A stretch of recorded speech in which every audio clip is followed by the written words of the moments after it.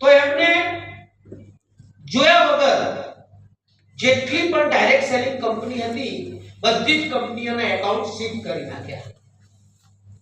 સ્વાભાવિક છે કે ક્યારેક કોઈ પણ હુમાળો થાય એટલે એક્શન લેવાનો આવે એટલે વિચારી નહીં, પણ એ વખતે બધી જ કંપનીઓના એકાઉન્ટ સીઝ કરવામાં આવ્યા.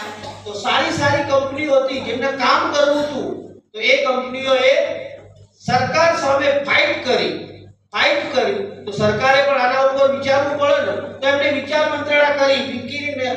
પિંકી જે સંસ્થા હતી એને બોલાવી અને એના પર વિચાર કર્યા કે ભાઈ જોઈ લો, આખા ભારતમાં ફરો કે અંદર શું ચાલી રહ્યું છે. અને પછી જાણવા મળ્યું કે બધા પ્લોટ નથી. કહેવાય ને પાંચ આંગળીઓ સરખી ના હોય, પણ કહેવાય ને કે ભાઈ સૂકા હાથે લીલું એ બળ.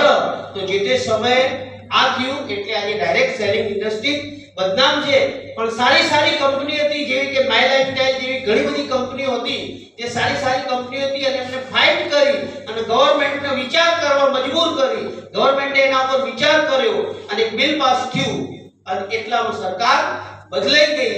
અને જે સરકાર યુપીએ ની હતી એવી એનડીએ ની સરકાર આવી અને એનડીએ ની સરકાર આવી ત્યારે કેબિનેટ મંત્રી બન્યા શ્રીમાન રામવિલાસ પાસવાન સર. તો એ રામવિલાસ પાસવાન બુદ્ધિજીવી હતા, હોશિયાર હતા, એમને થોડો ઘણો આ ઇન્ડસ્ટ્રીનો અનુભવ હતો. તો એમને સર્ચ કર્યું, જોયું અને પછી ગાઈડલાઇન્સ આવી. તો 2009/2016 ના એક ગાઈડલાઇન્સ આવી અને ગાઈડલાઇન્સ તમને સાહેબે બતાવી, પણ એ ગાઈડલાઇન્સ એ 100% સેફ નથી.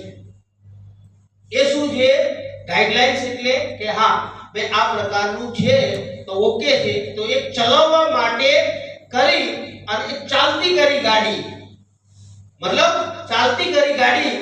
અને એ ગાઈડલાઇન્સ આવ્યા પછી સારી સારી કંપનીઓએ કામકાજ કર્યું અને 26/9/2026 બુધવારે ફરીથી લગભગ લીગલ કંપનીઓ જે વાત કરું તો ગવર્નમેન્ટના રૂલ્સ અને રેગ્યુલેશનને ફોલો કરતી એવી 327 કંપનીઓ લીગલ થઈ અને આ ગાઈડલાઈન મુજબ ચાલતી આગળ વધી.